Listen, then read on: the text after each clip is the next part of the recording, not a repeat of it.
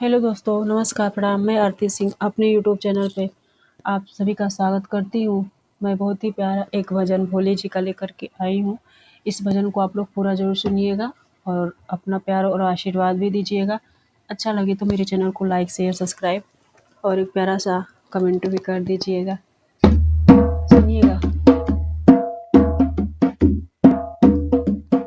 मेरे सपनों में शंकर जी आने लगे, मेरे सपनों में शंकर जी आने लगे, मेरे सपनों में शंकर जी आने लगे।